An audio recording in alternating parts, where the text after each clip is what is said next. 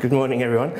And thank you, Alan, and everyone at CITA, and indeed all of you for giving me the opportunity to talk about building information modeling this morning. And just a brief background about myself. I'm a qualified architect. I've been working for a good number of years, and probably most recently before I started Ardox, I was working at senior level in a large architectural practice in Dublin, and in charge of a number of large, big development projects.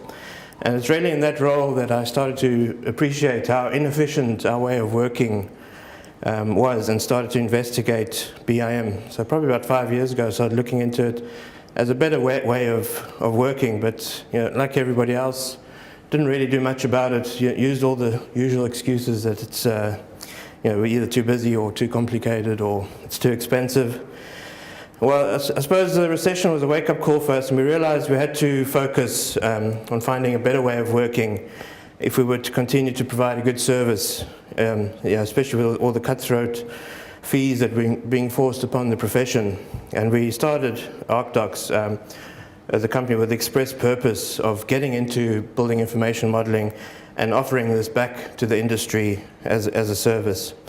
So in the short time I have available, I want to cover what BIM is, why we believe our industry needs this, where we see BIM going in the future based on some research in other markets, and finally how we can work together in the industry to maximize the benefits of BIM and provide back a service to the industry that is competitive in the global market. I've packed a lot of information into the slides. Obviously for time constraints I might skip over bits, but I will make the slides available through CITA, or if anybody wants to contact me, I'll give my details at the end.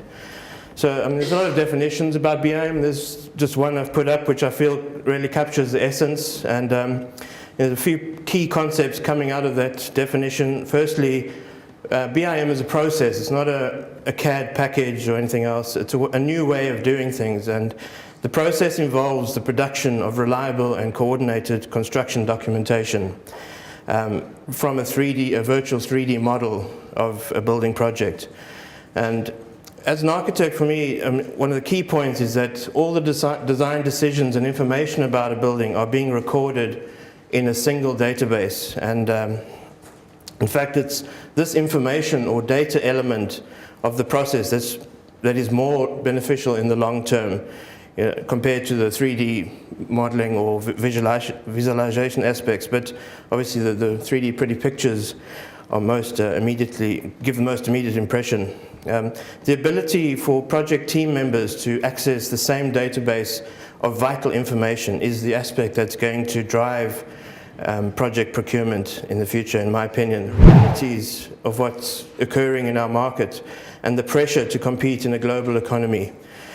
Simply cutting overheads, reducing fees and profit margins without a corresponding and fundamental change in the way we work is not going to be sustainable in the long term. We need to find new and more effective ways of working, and this will be key to our short-term survival and long-term profitability. So, BIM is happening. It's not something new. It's been developing over 20 years, but it is really coming to its own in the last 5 years. And with BIM software products now being offered by most of the major design software suppliers, the global trend to working in BIM is clearly evident in the latest McGraw-Hill Construction Market Survey, which showed that at least 50% of the industry in North America are now using BIM tools. And that's a 75% increase since their last survey in 2007. The biggest increase, which is very interesting, is amongst owners and contractors, about 300 to 400%. So there are potential benefits to all parties in collaborating on projects using BIM. And obviously there will be some teething problems and some obvious challenges to overcome. But the important thing is that we don't use these challenges as an excuse not to change, but we embrace the process and come through having learned the lessons. On the other side is a far more effective way of working that will distinguish those who embrace this change from the rest of the market. And I wanted to end with a challenge to the group here this morning. After all, this is a network set up with the express purpose of embracing developments in IT and furthering the construction industry. And we should be showing everybody else how this is done, and challenging both public and private sectors not to operate at the lowest common level, but to start demanding more effective working procedures and better value outputs when they are presenting projects for tender. So, I mean, let's not be all talk and no action. For our own part, we are very keen to be involved with other members of this group to explore, test, develop, and integrate a project delivery using BIM. Thank you very much.